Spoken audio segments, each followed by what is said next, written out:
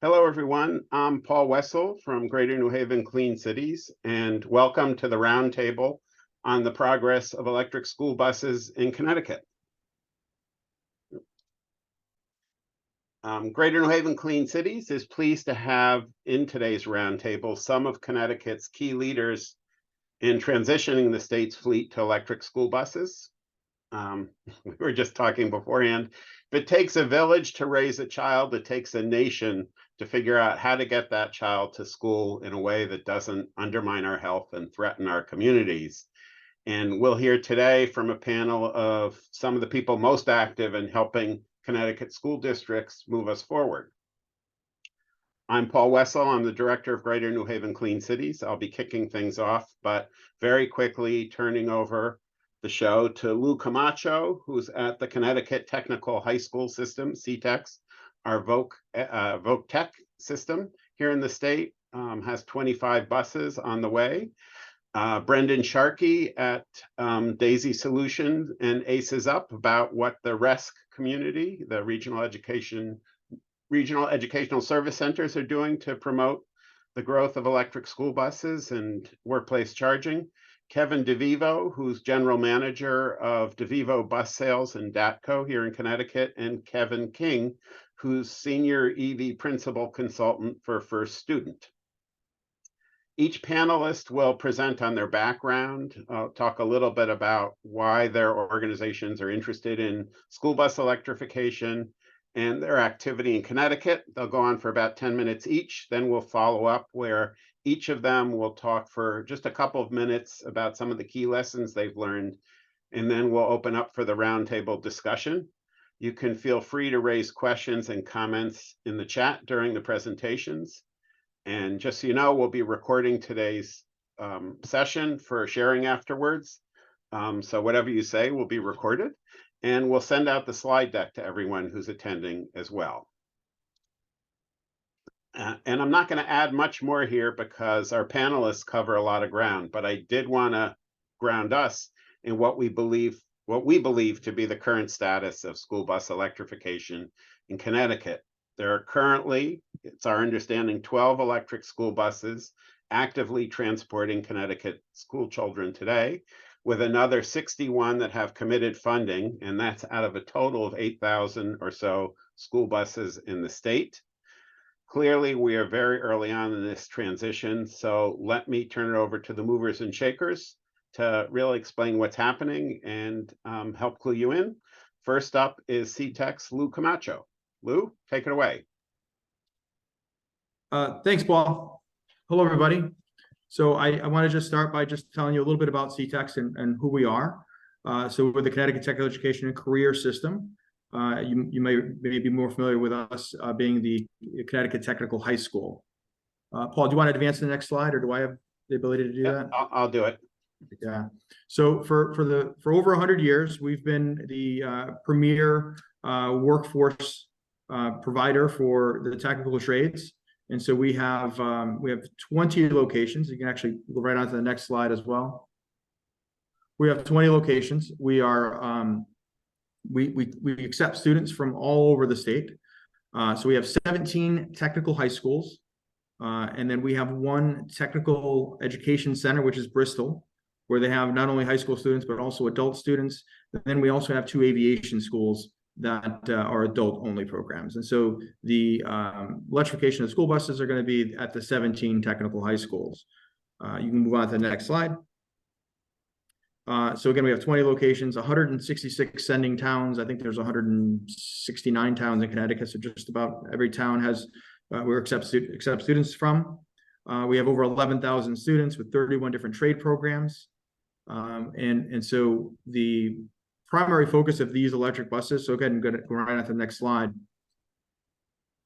is real life learning. So our construction trades, so our carpentry shop, our plumbing shop, our electrical students, they all go off-site. So the buses that we're getting are not going to be used for transporting the students to and from school. They're going to be used to transport these students off-site to basically an extension of their shop and what they're learning. So these students will get onto a bus after they arrive at school in the morning. They'll do their theory lesson. learn a little bit about what they're going to do for the day, and then they go off site and they actually, the carpentry students build a house, plumbers go and work on projects on different houses and different additions, things like that. The electricians, again, same thing, they'll go out and do production work. In addition to the construction trades, we also have some health trades, and the health sciences, they go off site to visit a convalescent home or nursing facility. We have a vet science program. In the vet program, they go off-site to work on large animals, things like that. And so there's a lot of off-site opportunity for our production trades. That's the primary use for them. We also use our buses for athletics. So of course, after school, our athletics teams. In addition to that, we have field trips and other visits that we do. So we use them all throughout the day, but they're used a little bit differently than your conventional yellow school bus. You can move on to the next slide there, Paul, if you would. Oh, yeah. And so we affectionately call them the blue buses, right? You can see the picture on the left. Those are the fleet of the blue buses. And then we just purchased recently some additional blue buses on the right. And so these are the ones, these are the type, I guess we call them a type C school bus. And so right now we're going to be getting, because our drivers all have a CDL without air brakes and only have the ability to drive vehicles under 26,000 pounds. These vehicles all are just under 26,000 pounds. We used our grant funding to purchase a type A bus. So we'll run to the next slide. That's the type of bus we're getting. It'll be blue, and it'll serve the same function that we're currently using the other blue buses for. We've actually decided to get ready for the future with a larger school bus, and just predicting that the larger school bus is going to be a little bit heavier. All of our new drivers that we're training to get their CDL, we actually bought a training bus, and so this bus is over that 26,000 pounds and has air brakes. So all of our new hires and new drivers will have the air brake endorsement and have a Class B CDL, which will allow them to drive a heavier electric bus. That's one of the things we've kind of started to do so that we're ready for 2030 and 2035 and then ultimately 2040. So 2030, environmental justice communities. So we have 9 schools that are in EJ communities. And so those 9 school districts are going to have to be full electric. And so we're prioritizing these buses at those locations. So we're working with the schools and currently installing the infrastructure to charge the buses. So next slide. So here's 2 locations that we're just finishing up. So the location on the left, there's 3 chargers at this school, and the location on the right, they just installed 2 chargers at this school. So some schools are getting 2 buses, some are getting 3, and again, we're prioritizing the 25 school buses are going to locations that are EJ communities. We're prioritizing those schools, and then we've also applied for the next round of funding, and hopefully we can get some more funding for additional electric buses. I guess real quickly, I just talked to you, and we'll talk about some of the challenges. I'll just talk to you about the type of charging that we have. Just before you guys joined the call, we were kind of talking about DC fast charger versus level 2 chargers. So we're fortunate because of the way we use our buses. The dwell time, the charging time overnight is sufficient. We don't have a morning run and an afternoon run, so we were able to do level 2 chargers. These level 2 chargers, I believe, are 19,000 kilowatts, but they're going to charge at our buses are going to charge at just over 13,000, and they're going to be regulated with software. And so, for instance, in the location that you see on the left, if there was 3 buses that were parked, the chargers will automatically downgrade to a little lower amperage, so we don't exceed the ceiling of the panel that the buses are charging from. And they're using software to do that. If there's only 1 bus, then the 1 bus will get the full capacity, the full output of the charger. So it's some neat stuff that we're doing to try to make it a little easier to install these chargers without exceeding the power requirement. I think that's all I've got, and then we'll wrap up with some questions. I think I know Kevin DeVivo's on, and he'll talk more about the actual electric bus. One other thing I think I will mention just before we move on is when choosing a vendor to install the charging infrastructure, you want to make sure that it's someone who's been approved or has participated in the training program. So there's the Electric Vehicle Infrastructure Training Program, EVITP.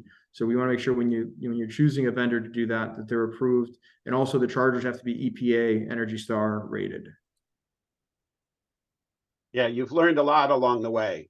Oh, I sure have. Yeah, and I'm sure there's more to learn yes. As we're getting closer to wrapping up the project here. And Kevin DeVivo and Lou jointly pursued the funding on the last round of EPA funding, which is helping get these buses on the road.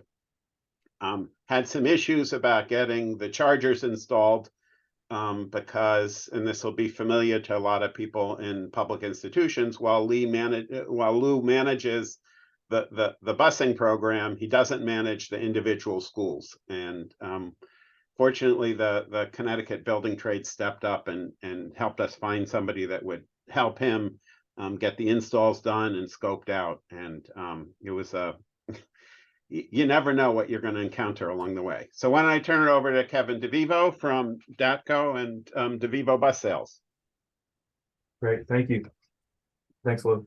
So yeah, we can go immediately to the next slide. So we were asked to answer a few questions here, those being: who are we? What drives our interest in school bus electrification? What is our experience in school bus electrification? And what are the most important lessons learned? So trying to answer those for you guys today. First one is: who are we? So most people know DATTCO as a bus company, which it is, and that's how it originally started. We're third generation. I am third generation. It was started by my grandfather, and his brother, actually, and his cousin ultimately became involved just as a school bus company. And we have since diversified into shuttle buses, transit buses. We run vehicles for CT Transit, both in New Britain and express commuters. And then people have probably seen our big red motor coaches from our motor coach division. But additionally to that, we are, and this is the next slide, a bus dealer. So we have recently rebranded it under the name DeVivo Bus Sales to kind of give us the that distinction between our fleet side of running buses and our dealership side selling and servicing buses. So I am the general manager of that piece, which is the dealership, DeVivo Bus Sales. And we're the New England dealer for several bus brands, which include IC Bus, Collins, Turtletop, Diamond Coach. We sell vehicles, we sell parts, service, and have a couple of body shops where we work on them as well. Next slide. So yeah, what drives our interest in school bus electrification? I put business strategy. We are trying to look at what the environment is and make sure that we are the leader, not the follower here, in what's going on. I put up Blockbuster as an example of a company that didn't evolve with the times. The obvious counter to that being Netflix, which completely took them over. So as we see the environment going towards electrification, we want to be leaders in that, and look at the key environmental variables. The big ones really are the political, legal, and regulatory forces that are driving us towards greater electrification. And that's next slide, really, both mandates and incentives that are out there. Mandates, examples being the Connecticut Clean Air Act and EPA GHG3, which was the rule was finalized in the summer. And then so there's the stick, right? And then there's also the carrots, the incentives. So there's a lot of money out there that are helping in this transition. And, you know, on our fleet side, we want to take advantage of that while we can. And on our dealership side, we want to take advantage of that while we can. So that frankly is what's mostly driving us towards this is making sure that we're the leaders and we're not just following, that we're setting the trends as the environment moves towards this. Just to give a little bit more info on that, next slide. You know, we talked about the mandate. What is the mandate, especially here in Connecticut? It's the Connecticut Clean Air Act, which I have it as Senate Bill 4. I believe there's another code for it, but essentially 100% of buses, school buses in environmental justice communities have to be zero emissions by 2030. Now that's also in non-environmental justice communities, you'll see it's by 2040.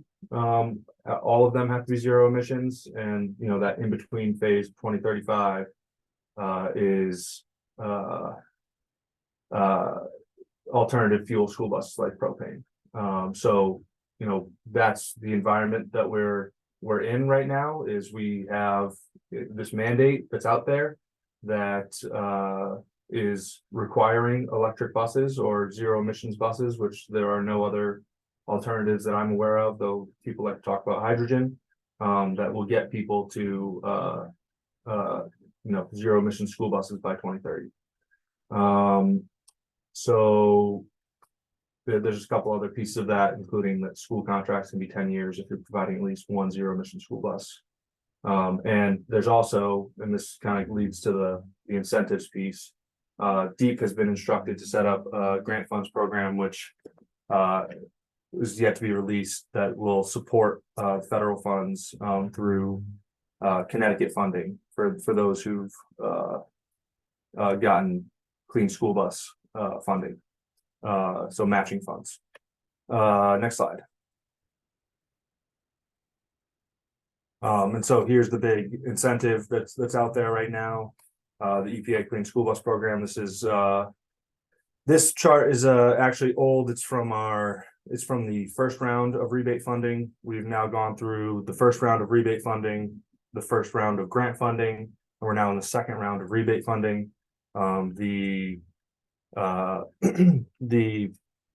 current funding period for rebate funding is $345,000. So they've reduced it a bit for the top level of prioritized districts receiving class 7+ and 200,000 for non-prioritized for zero emissions class 7+. So this really gives you the sense of where the political, legislative, regulatory regime is in, you know, helping and pushing us towards electric vehicles. Next slide. And then Connecticut also has their, you know, the largest program that's helping to incentivize and fund is Connecticut Volkswagen Diesel Emissions Mitigation Program. DATTCO has been awarded it a couple times, most recently for the 10 electric buses that we are running in Middletown and New Britain. So that offers 65% grant coverage in phase 3, which has already been awarded. Next slide.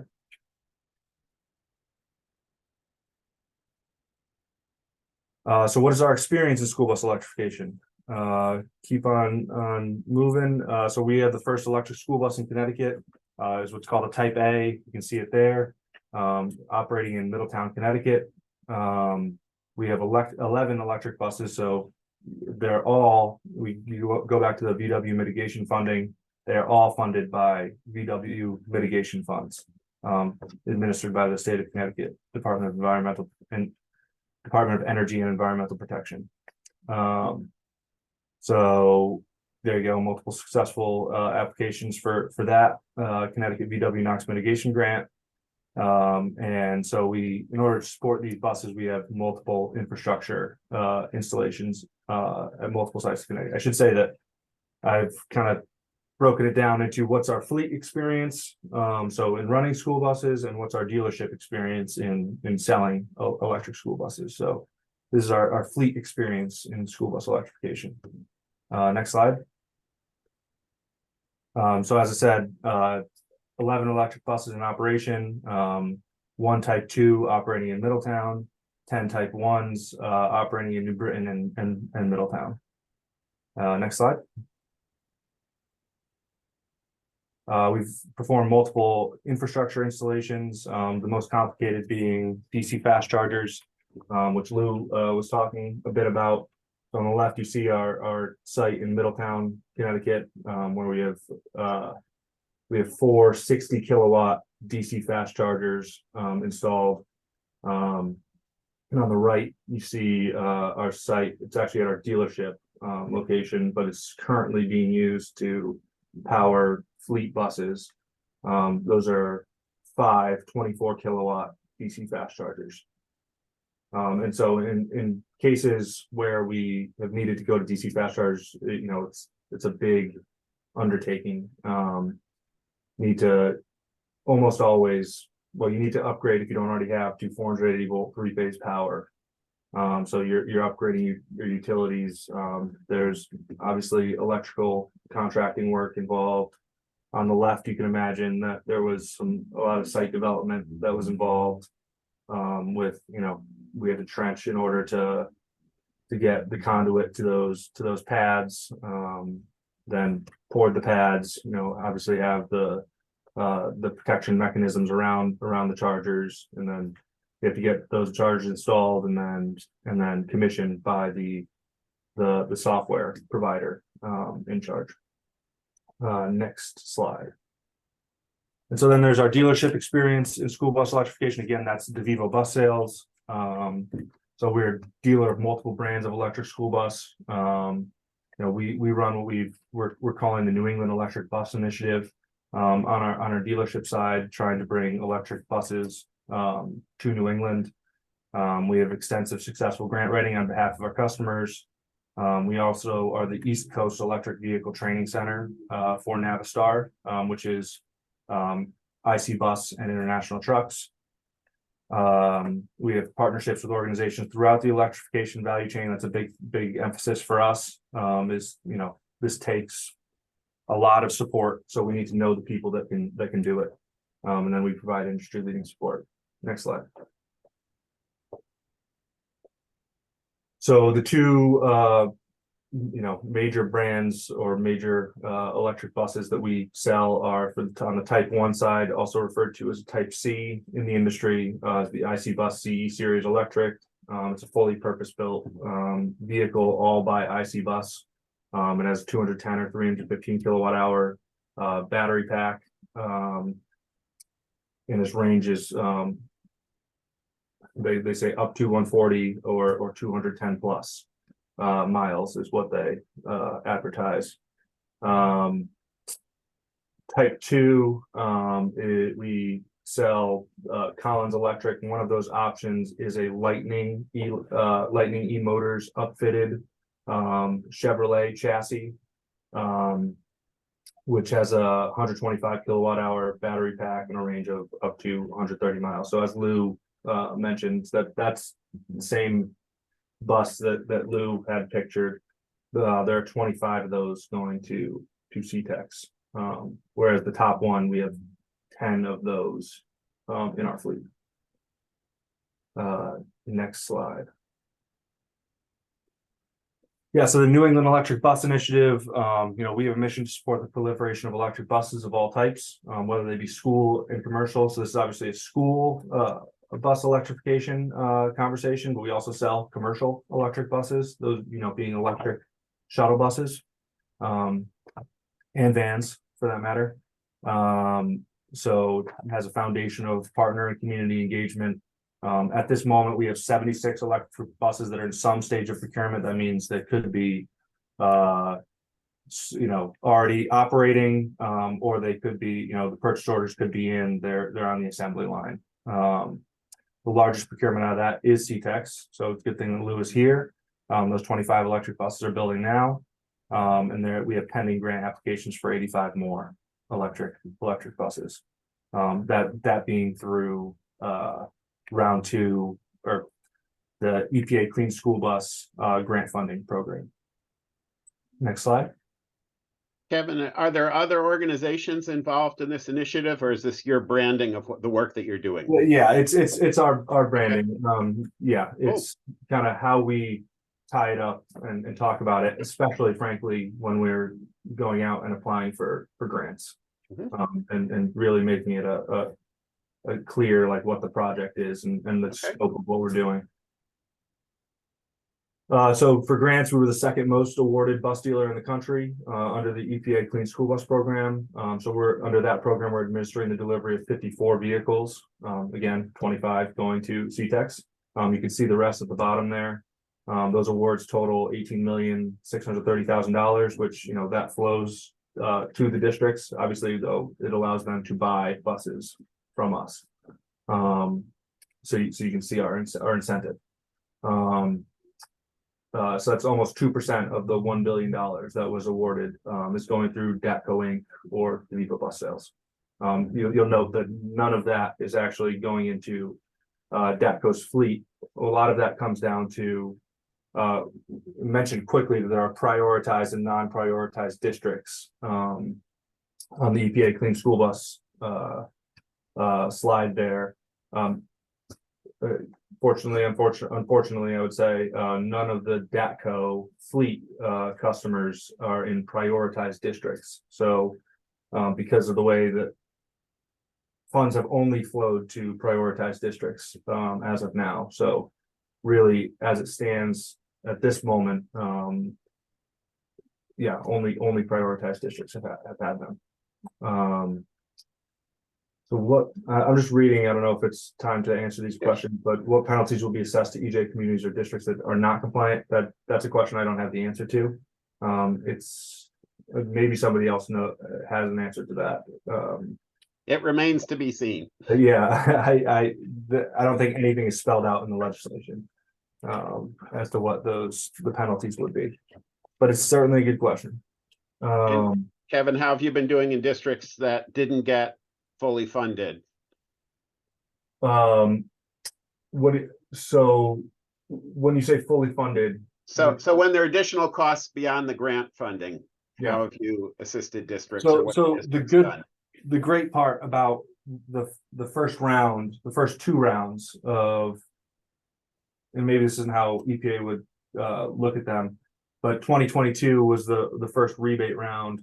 In 2023, we have a rebate round and a grant round and a rebate round. In the first rebate and the first grant round, it was $375,000 per bus. Now that was enough to fully fund the buses that we were selling to them. So that was all taken care of. But it is worth noting, and perhaps to your point, there was $20,000 per bus for infrastructure, which does go a fairly long way, especially if you're, as CTECS did, you're getting level 2 AC chargers rather than DC fast chargers. But there are costs that go beyond them. Now, I guess I should say that for the other 2 large procurements, New Bedford and Fall River, Massachusetts, there's an organization called Mass CEC, which maybe Matt Kearns, who's on this, can help me out with remembering what CEC stands for. Clean Energy Commission, I believe. Now they have Clean Energy Center. Clean Energy Center, thank you. So they have matching funds for both New Bedford and Fall River that paid for their infrastructure fully. So for, maybe Lou would see this differently and would push back on this, but as far as I'm aware, those top 3 customers had no out-of-pocket expenses in getting these electric buses commissioned. The EPA funding evolved to allow funding for infrastructure as well as the buses. after I think the first round. That's correct. And you did talk about how they reduced the available funding per bus in this latest round. The feeling we hear is that it was EPA pushing back on the bus manufacturers to drop their costs now that they're being more effective.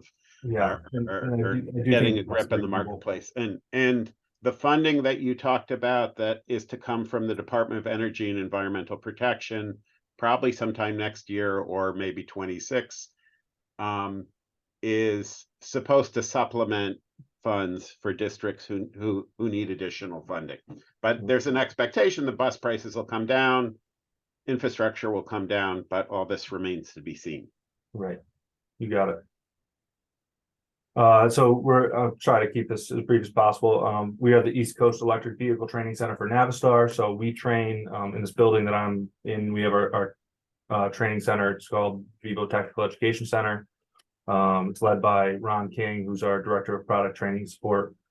We were selected to bring on a new program for Navistar, which involves many training aids like the one I have pictured here. But you can see the electric drive motor.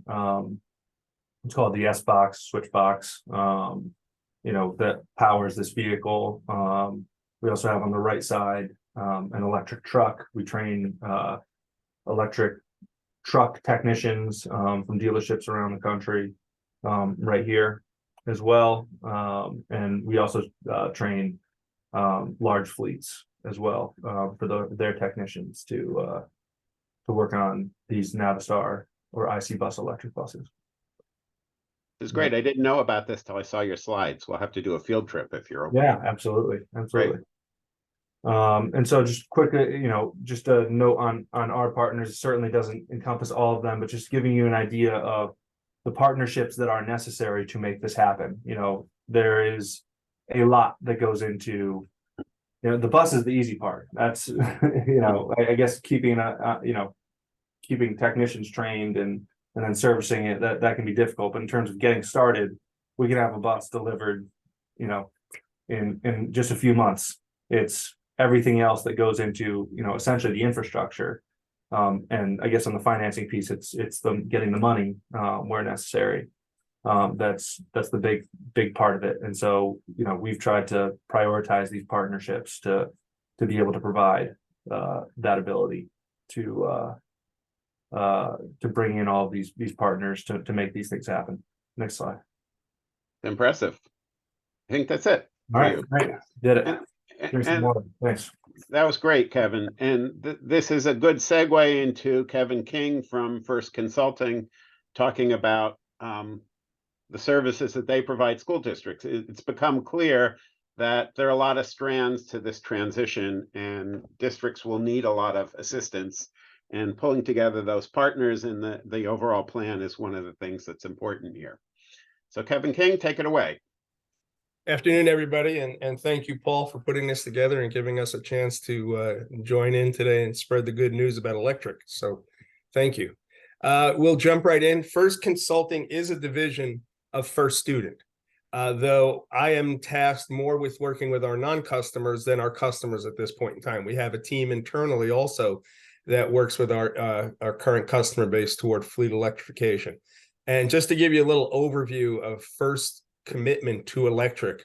Right now, we have the largest fleet of electric school buses in operation in North America.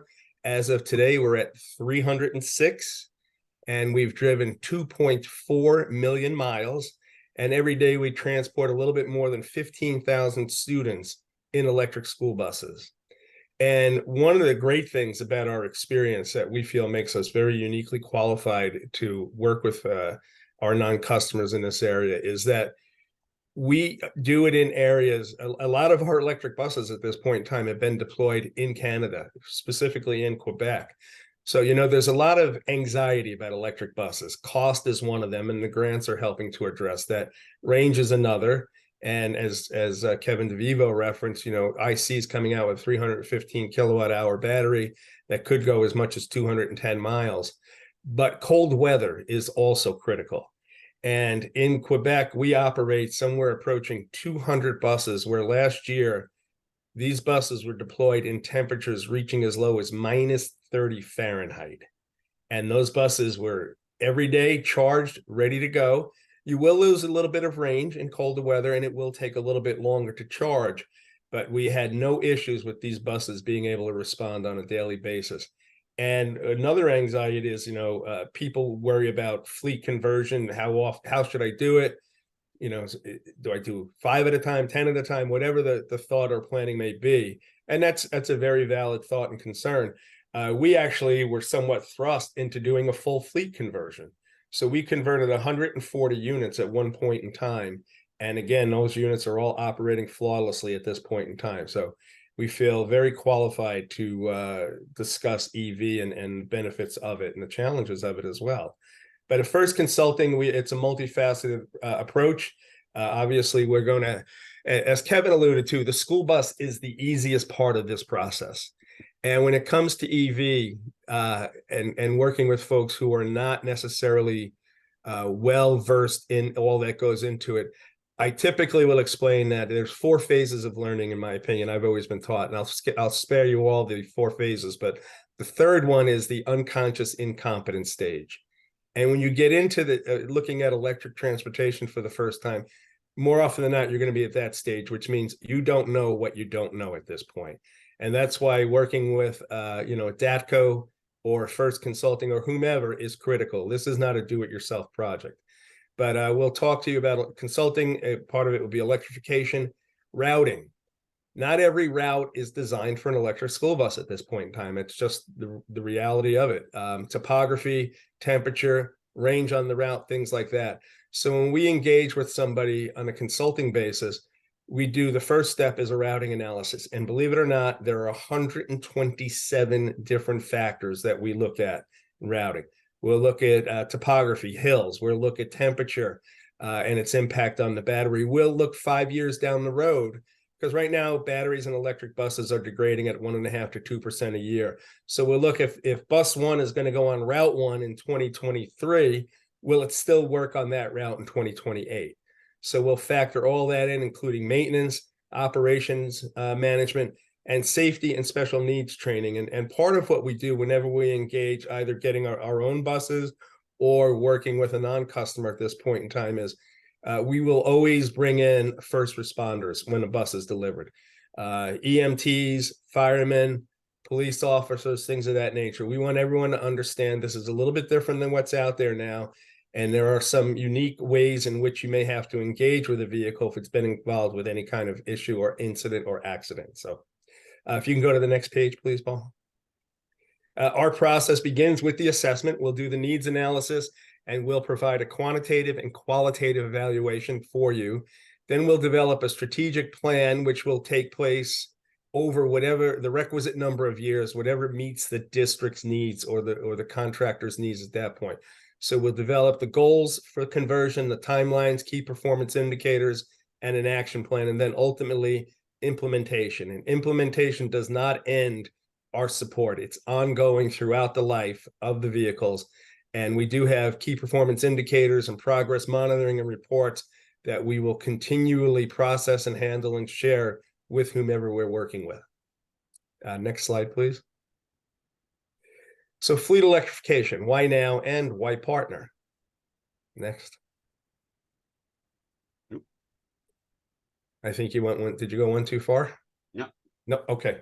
Why now? Well, EV technology is field proven. And there's been great leaps and bounds made in this. We just talked about a 210-mile range bus. But if you go back just about 6 years, these buses were going 60 or 70 miles. So there's been continual advances in battery technology, battery density, battery chemistry, and there's ongoing research and development being done in these areas right now. There are state and federal mandates for EV and overall emission reductions, and Kevin and Louis talked about what Connecticut's mandates are. And the grant funding and incentives for buses and infrastructure help that are available now for early adopters is going to be critical, because this can be a costly process. And as many buses as there are on the road in the US now, and it may be about 1,600 or so, I cannot recall of any that were purchased without the aid of any kind of grant subsidy or assistance, financial assistance from whatever entity or agency it may be. And production forecast. As we move forward, we were talking prior to the call starting, there are some companies that have been absolutely synonymous with fossil fuel diesel buses like Cummins. And Cummins is right now evaluating their presence in the school bus field with a diesel project, because the new diesel requirements are such that they're going to have to put a lot of money into research and development to meet clean diesel and things of that nature. And they just don't know if the market will be there after they invest all this money, given the move toward alternative fuels, primarily electric at this point in time. Next slide, please. So the EPA Clean School Bus Program, as we've talked about, there's $5 billion of dedicated funding to accelerate fleet electrification. Round one, there were 2,000 applicants asking for $4 billion in funding. There was 900 million ultimately available, a little bit more. And 913 million was finally awarded to 381 schools for 2,466 buses. In round two, 400 million was available. And this was more of a, say, needs-based, but this was kind of the best projects were selected in this, and not a lottery system as round one and round three, the rebate rounds are at this point in time. And round three right now, there is $500 million available. The application period ends on January 31st of 24. We expect awards to be disseminated probably sometime in April from that. And then you would have until April of 26 to utilize those funds. And it's been said already, there's 345,000. And that is unlike in other rounds, like round one, where it was 375 and 20 for infrastructure. This is 345,000 to use as you will on approved project related type costs. And one of the things that may or may not be apparent or knowledgeable is that the hope is, and part of what EPA is doing here by reducing the funds, is they're trying to get the bus OEMs to lower their prices as well. The first round with the $375,000 allocation to school bus, coincidentally, most of the OEMs were coming in around $375,000 a bus. So in the third round of 345, and with increased demand, increased economies of scale, more competition in the marketplace, there's a hope that electric school bus prices will begin to wind down, and EPA is certainly hoping to help drive that and nudge that a little bit with what they're offering for grants in this round. Next slide, please. And why partner with First Consulting? Go ahead.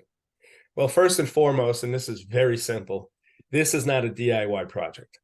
As I already said, if you're getting into this now, you probably don't even know what you don't know at this point in time.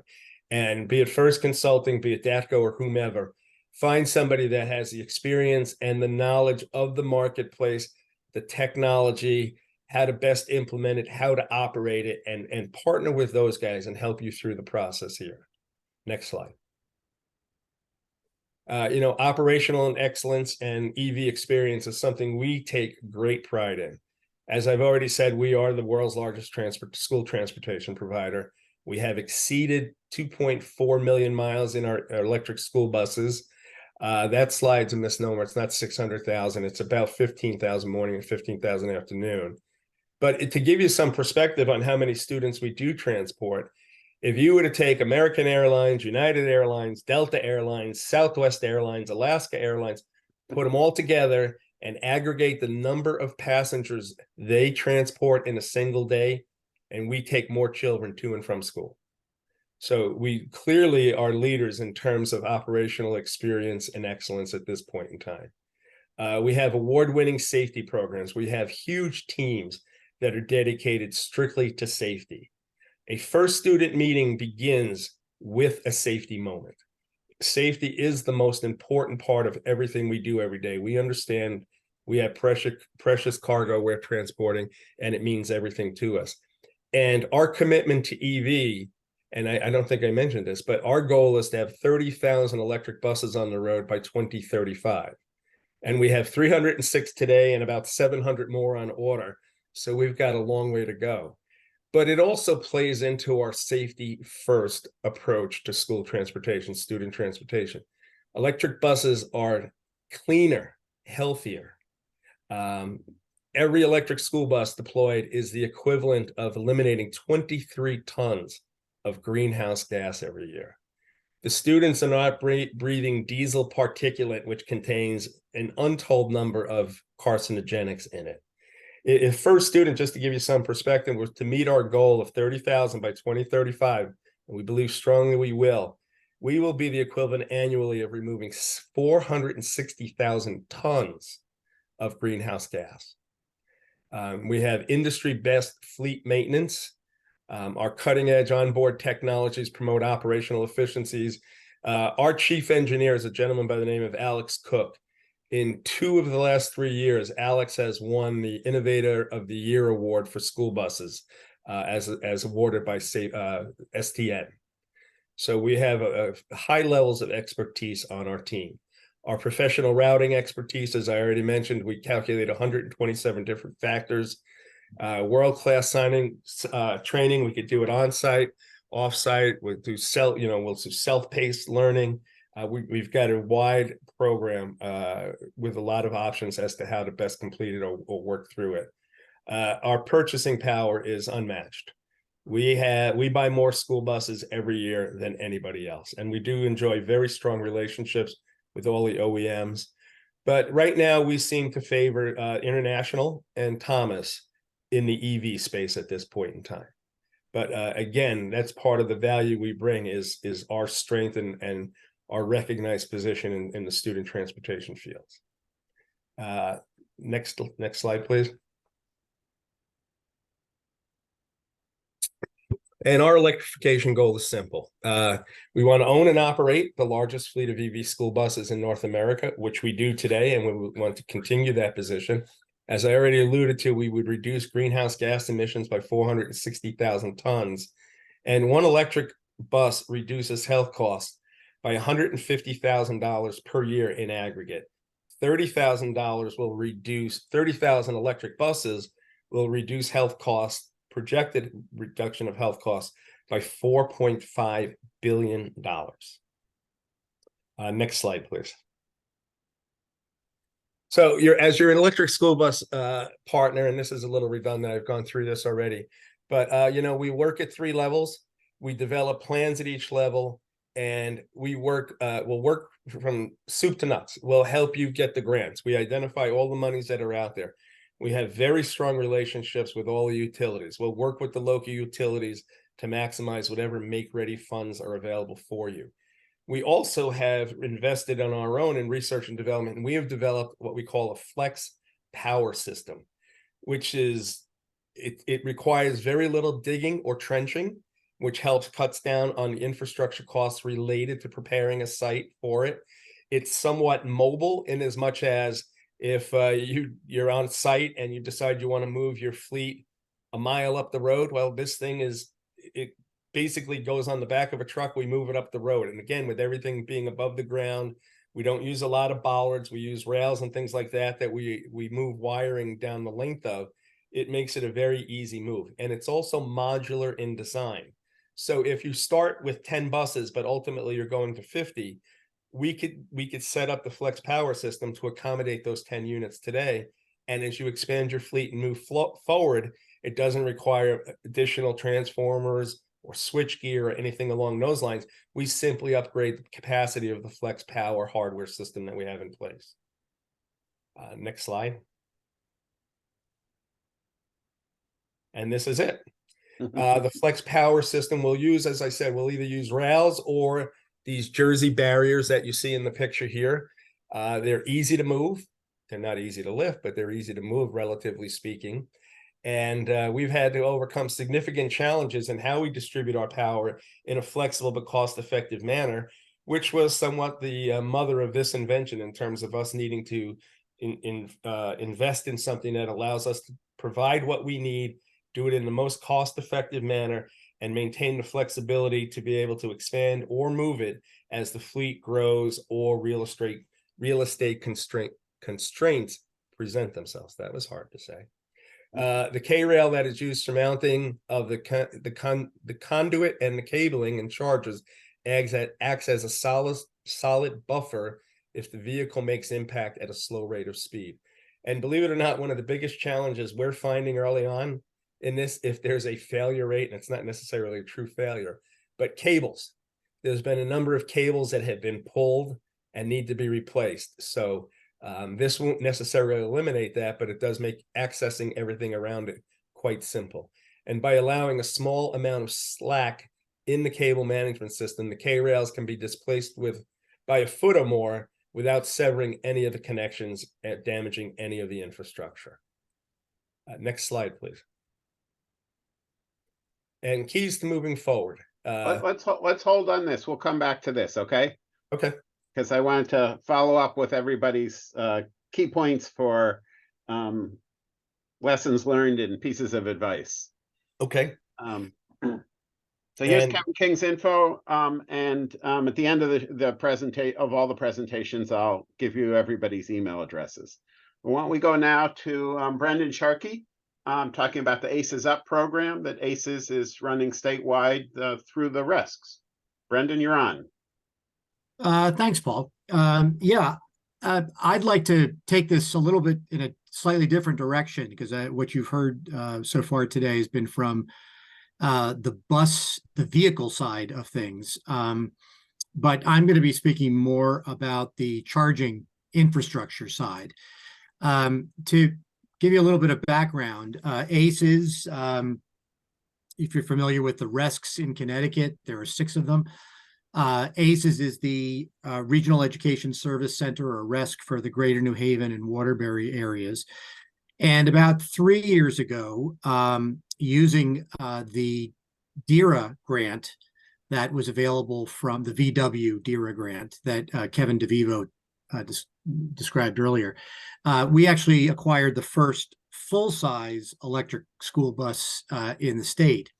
And it's still in operation from ACES, but at ACES for their facilities. But what ACES learned from just that process of purchasing a bus and also installing an adequate charger for that bus, they realized we had a steep learning curve in understanding the logistics of electric buses and electrical fleet electrification generally, but particularly on the charging side.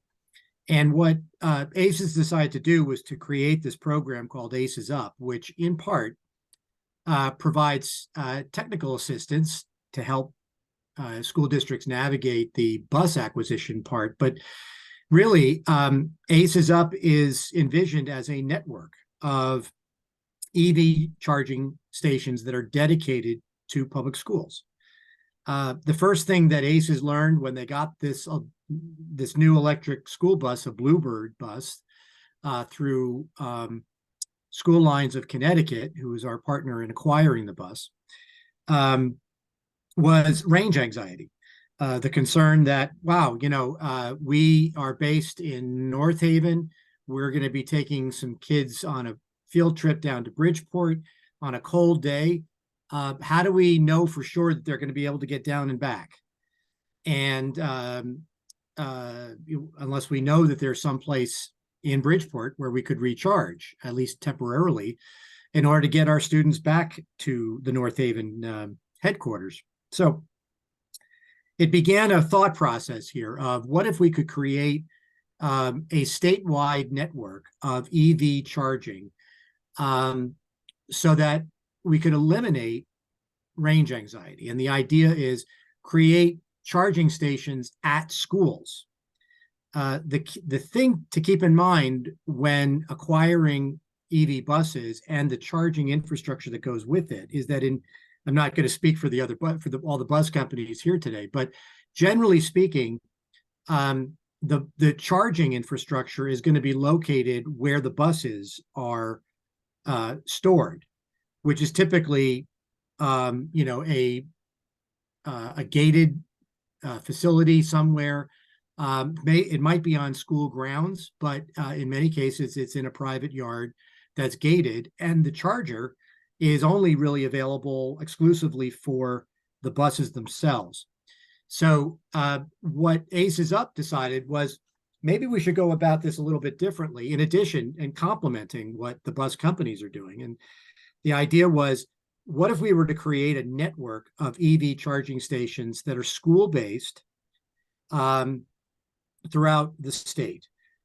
They would start out as workplace chargers, essentially, at the schools themselves, that could be accessed by this teachers and employees of the school, first and foremost. These are higher powered level 2 chargers, which usually don't require major upgrades to the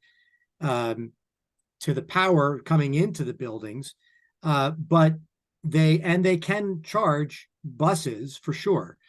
But the idea was, let's start building out this infrastructure now, using these level 2 chargers and placing them at the schools.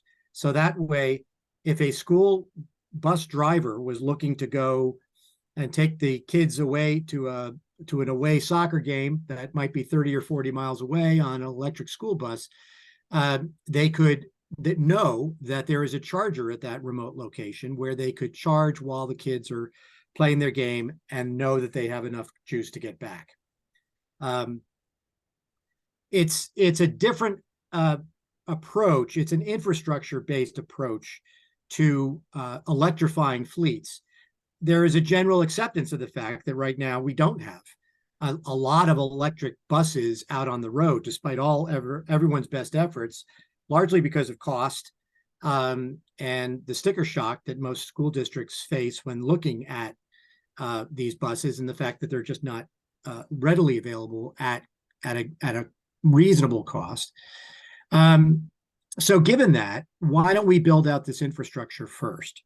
And so that's what we've done thus far. So Aces Up as a RESC, or working through Aces as a RESC, has worked with school districts, not just in the Aces territory, but actually all around the state now, taking advantage of the fact that it's considered by the state as a fellow school district, so that if a RESC has a program that they're offering, they can do so directly to the school districts, and make things a lot simpler for the superintendent, and enable these charging stations to go in at every school within the district, in close proximity to the parking lots, and again can be used for by the employees of the school. What we found from surveys that we've done, that these are wildly popular for the teachers and the employees of the school districts as a workplace-based charger, but it can serve double duty as a charging station for electric vehicles, not just buses, type 1, type 2 buses, but also for vans and other formerly gas-powered vehicles. And the network is tied in to an app that is available to all of the members, where you can reserve time on the charger for your use. If you're that bus driver taking the busload of students to the away game 40 miles away, you can actually reserve the time on the charger at the location where you're going, so that you know it will be available. Not only will there be a charger there, but it will be available for you. And it's set up to be a priority system for school-based uses. And then the last thing I'll just say about it is that the ACES has invested a $5 million and created a $5 million revolving fund that pays for whatever capital costs are not otherwise covered by grants or rebates from the utilities. And they get paid back. These are for all the capital costs, and then they get paid back from the fees that are charged at the charger at the location. The charging fees are determined by every school district, depending upon, how they want to configure it. But clearly, the charging fees have to cover the cost of electricity, which, by the way, is cheaper than if the employee is charging at their home, generally speaking, but also the financing costs that's associated with the additional capital outlay that ACES has put up. So there's no out-of-pocket cost to the school district to install these. So it's a very attractive option that is starting to pick up around the state, and a lot of school districts are already signing up. We have currently about 45 to 50 locations that we've already signed up, and we're in the process of getting permitting, doing drawings, doing layouts, and so on. And we expect that this is going to really accelerate next year. So much so, in fact, that ACES intends to take the ACES Up program out of state to other nearby states and in the Northeast, as well as around the country. I'll be going to a conference later on this month with ACES, in part to promote just that very idea. So I guess the bottom line on this is, as you're thinking about electrifying your bus fleet or switching over to electrifying your school bus and transportation fleet, remember that the charging infrastructure is usually going to be, the word control is a little bit strong, but it's going to be maintained and at the location where the bus company has their buses. What ACES Up is trying to do is create a network that won't help you if you're looking to solve range anxiety, because if you're not tied in, there may be a charger somewhere in the remote location, but if it's behind a gate in a yard where the buses are otherwise charged, that's typically not going to be publicly available. This solves that problem. ACES Up solves that problem by creating a school-based network of EV chargers that are available to anyone in the network, as well as the public, but with a priority focus on school transportation in particular. And I think the general feeling is that, just like is happening on the national level when it comes to electrifying our transportation sector, that you've got to build up the infrastructure, the charging infrastructure, at the same time, and maybe even before the adoption of electric vehicles can really happen. In other words, you had to have gas stations to have before you could have cars, so the cars could refuel. It's the same principle here, and that's why there's a lot of emphasis on creating the infrastructure that's necessary, and that's really what ACES Up is focusing on. So happy to answer questions as we go forward. That's great, Brendan. Thank you. And it's clear that there are a lot of different pieces a lot of threads to this tapestry, and a lot of people eager and available to help us weave this fabric that we're trying to weave. We want to spend a few minutes just having people sum up with some of their lessons learned, and then open it up for more questions and comments and discussion. Why don't I start with Kevin DeVivo on some of your key lessons and pieces of advice for people? Yeah, so again, trying to keep it quick. Something I've been saying lately is, if you were building a house, where would you start? Right now, what people's answers to that question is, they would buy the fridge, and they'd buy the oven, they get their TV, which are all very important parts to your home and very important parts to your day, but unfortunately not the best way of building a house, right? And so we need to take that same logic and start applying it to our transition to electric. So if you were building a house, I think your answer would be, you'd start with an architect, right? And you would design and plan maybe backing it up, you'd figure out, where you wanted to build your house first. So assuming that you already have the plot of land established, your next step would probably be to have an architect, design it. And then, you'd have to build all of the things around it that would then be able to power that refrigerator that you really like, and that oven, and that TV. So start at the beginning, and if you kind of frame it that, I think you'll see, frame it in that lens, you'll start to see how we should be going about this. Because right now, I told you we're getting the buses, and the bus is the easiest part. And that means that people are getting buses delivered with no infrastructure to charge them. This is, we're experiencing it right now with, fortunately, Lou's on top of it. I think it's a little easier with level 2 AC chargers as well, so that's helpful in that situation. Where the utility upgrade was not necessary there. We didn't need to bring in switchgear to accept upgraded power. Switchgear is back ordered. We found so going back to our fleet side, we had switchgear for our locations back ordered over a year. So had the buses again, and switchgear not yet there. And then after we got the switchgear installed, we still needed to get the utility power upgraded. So I guess the point though was start with the design and the design, engineering, and planning process, especially if you're going to be using DC fast chargers, and then go from there. Now, I recognize that that's very difficult because of the way that the system is set up. You're not going to invest in the infrastructure if you don't get the funding for the bus. So there's a chicken egg problem going on here with the way that funding works, because what happens is with our customers with the DeVivo bus sales is they don't know if they're going to get the funding.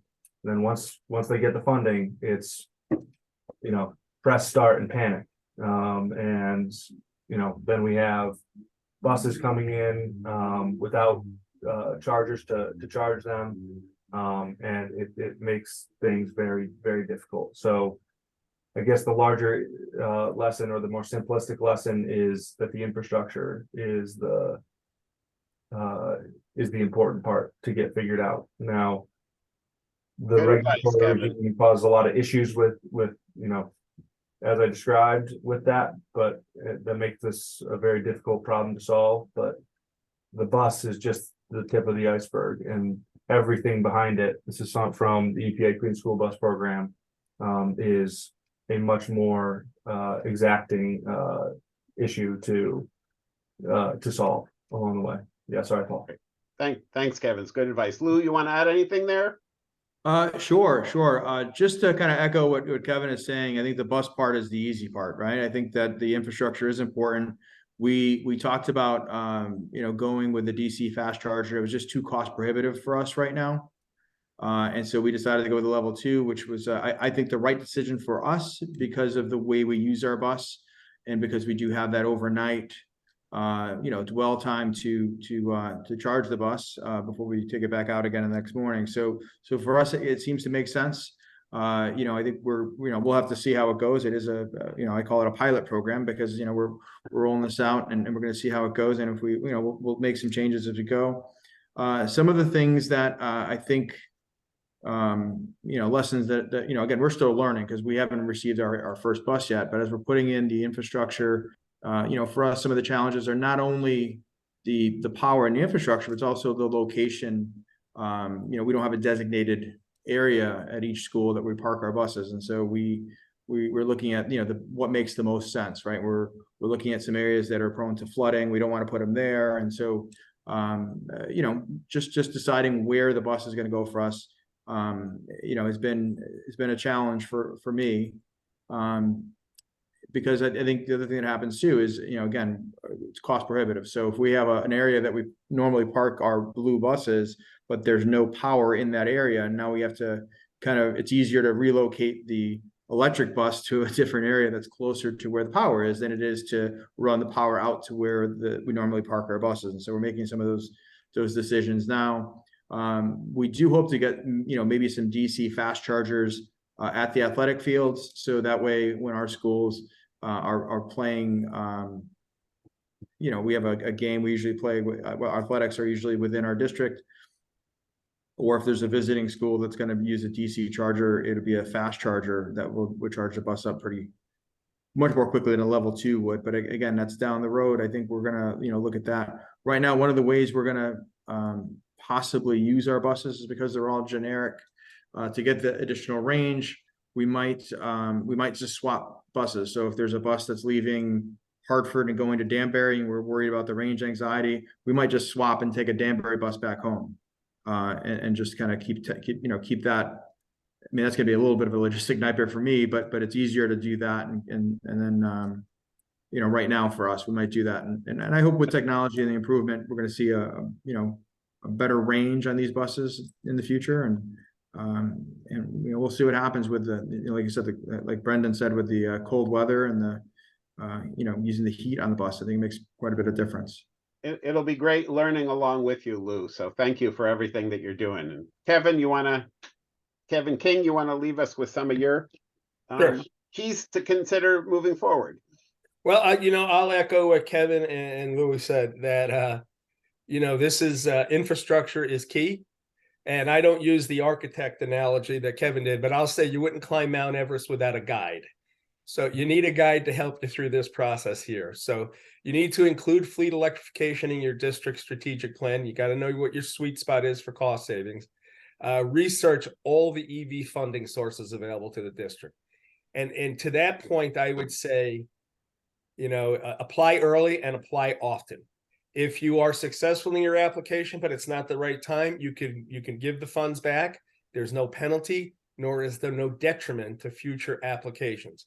But one thing we haven't really touched on is there's also a political element to this. Certain party affiliations have more affinity toward financing of projects like this than others. And if we were to have an administration change in 24-25, will EPA go away? Nobody knows, but apply now. The money's there. You have nothing to lose. Apply, apply, and apply. And understand and evaluate the guidelines regarding EV implementation. It was touched on here by Lou. I was at a Florida State Association of School Board meeting recently, and I won't specify the district. Someone came up and told me they were very excited. They just got 3 new electric school buses, but they'll be even more excited to use them in 6 to 8 months when they get their infrastructure installed. Infrastructure is key. It takes time, and you need to understand what the costs are, what monies are available to offset those costs. And in New York State, for instance, I live in upstate New York near Saratoga. We have a mandate that says in 2027, you have to buy electric, and by 2035, you have to convert your fleet. At this point in time, it's 2027. Between grant application, as Kevin alluded to, delays in shipping of infrastructure like switchgear and transformers, you got to figure it's 18 to 24 months before you get everything in place. So start now, develop ongoing fleet operational experience prior to the arrival of mandates. If you can get EVs going before you have to, it's even better. And the last part only applies to New York, but I know we're running low on time and want to get some questions, so I'll end it there. Okay, great. So there are a lot of pieces here. Clean Cities coalitions can help localities and local school districts. There are 3 coalitions here in Connecticut. The utilities have been great at working with us, both UI and Eversource, or Avangrid and Eversource. And as somebody, Kevin Moss, pointed out in the chat, there's currently a docket open with the state regulators about what more the utilities could do to assist in the electrification process. We had a question that wasn't answered about range and battery degradation over time.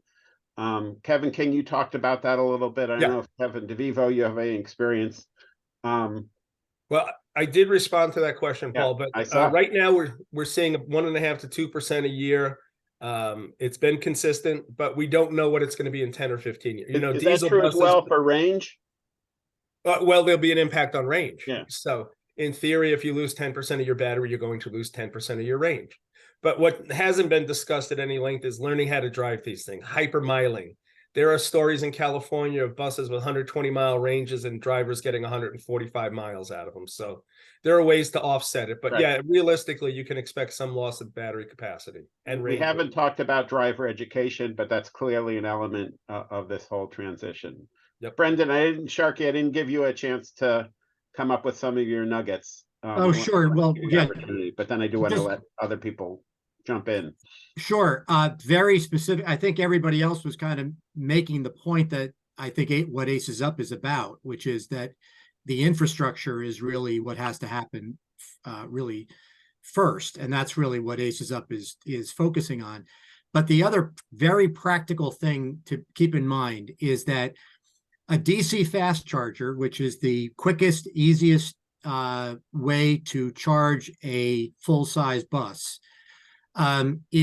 requires by code a very different, and I'm not an electrician, but it does typically require a major upgrade to what is usually available in a building.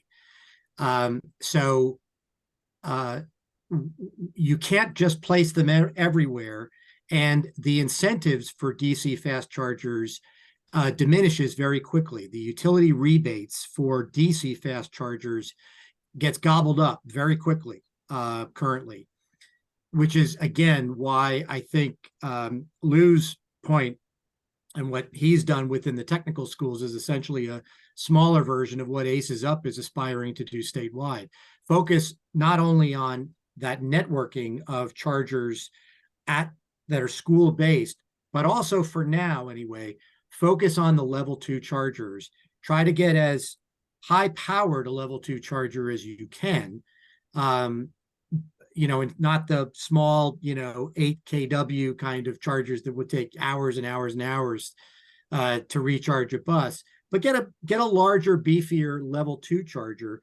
And we have found we have to kind of stay away from DC fast chargers because the infrastructure elements that are involved in getting those installed are usually not only cost prohibitive, but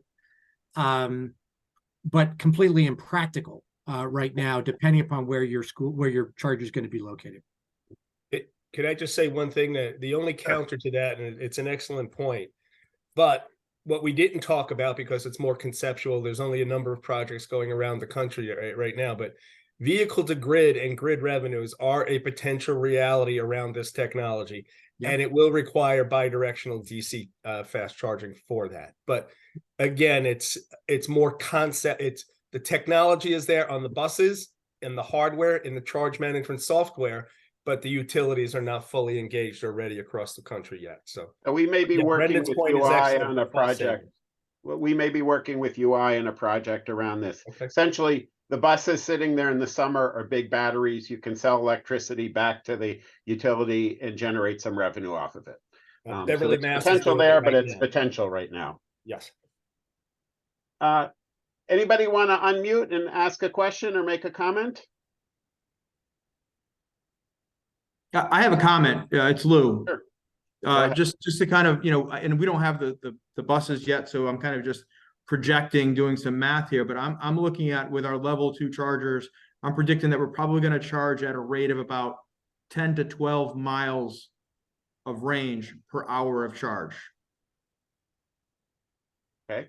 That's kind of what I'm predicting. I don't know exactly what I'm going to come up with here, but that's based on, kind of a, 120 mile range on the bus, and the size of the battery and the type of power that we're going to be providing. So I'm figuring that's going to, every hour we charge about 10 to 12 miles of range we're going to be adding back to the vehicle. Now, the battery, when it charges more quickly when the battery's low, and it kind of slows down as the battery tops off. So that might be some variable there, but that's kind of what I'm predicting. You can take a simple rule of thumb, maybe, to take the 19.2 and divide it by the number of kilowatt hours, and that should give you your time to full charge if you were fully depleted. So the charger I have is a 19.2, but the bus is going to be limited to 13.2. Okay. but we're putting a bigger charger in, future proofing for a larger bus and larger capacity. I think, Lou, we're going to have to do a case study with you. This is great stuff. Somebody asked, are the school districts planning on parking the buses inside or outside? And are there safety concerns about charging and buses being next to one another? This is an issue that's been coming up recently. Yeah, good question. I'll take this one. So we are actually installing some of our buses inside a bus garage. Matter of fact, just today there was the first We did the chargers that required trenching and outside work first. And today we're moving on to the ones that are going to be inside. And we are installing inside a bus garage. There's definitely some concern. Some people have raised some concern, but I feel pretty confident with charging indoors. I think that many people charge their cars inside their garages today. Of course, we have computers, laptops, Chromebooks, and cell phones that charge inside. I'm not terribly worried about it, but we are moving forward with inside storage. Yes. Anybody else? We have experience with both inside and outside, and again, some of our outside charging is done in extreme cold temperatures, and there's been no impact. But one of the things we do, and we've not had to utilize it yet, anywhere we have EV electric school buses deployed, we have an isolation area. So if we ever see a battery is starting to heat up and there's any kind of concern about that battery heating up, we have an area where this bus can be parked, and it's a minimum of 75 feet from any other vehicle. So in the event it does accelerate to the point where there's potential for a fire, it's not in danger of affecting any other vehicles. But to this point, we've not had any breaches of high voltage electric, and we've not had any issues with battery acceleration or heating. I would just say that, parking vehicles inside for performance, certainly does benefit them. Batteries are very sensitive to changes in temperature. Specifically, everybody's heard that, colder weather does reduce battery life or efficiency. CT Transit has a facility where they park their buses inside. Boston Public Schools, who now has procured 36 buses, is planning to park vehicles inside. The problem is the cost prohibition of parking vehicles inside above all.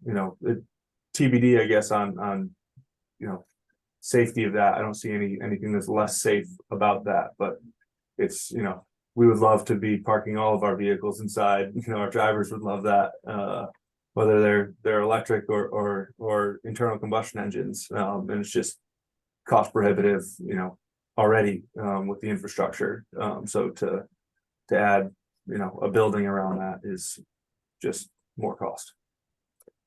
So Kevin Moss from the Green Bank wanted to follow up on an earlier question about other funding sources. And the Green Bank, which has served as a model for green banks across the nation, is doing some interesting work here. Kevin, you want to tell us what the news is?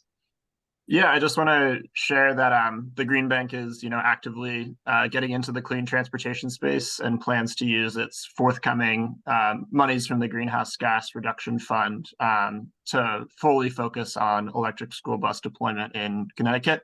And so that's going to really increase the Green Bank's capacity to offer low and no interest financing in this space. And our big award notification will come next spring, but it looks like almost certainly we'll have at least $5 million next summer to start deploying these funds, and those will be no interest funds. So would love to talk with anyone about financing opportunities and innovative ideas and demo projects in that space. So feel free to follow up with me. Kevin, is that, if I may, Paul? Yep. Is that, are those funds primarily for bus acquisition, or what they could, funds be? The EPA category is just clean transportation. So I think we can be pretty flexible. So it could either be bus acquisition or, like paying for any of the grid infrastructure that isn't covered by the utilities. It really can be pretty flexible as long as it meets that kind of revolving loan national climate bank model that EPA is trying to stand up. So we'll get more information out about this as the program ripens. But thank you for sharing that, Kevin. I'm winding down here. I've put people's email addresses on the screen so you can follow up with them. I just have to say this is, I didn't know what to expect today, but the variety of approaches and learnings, I think, is really valuable.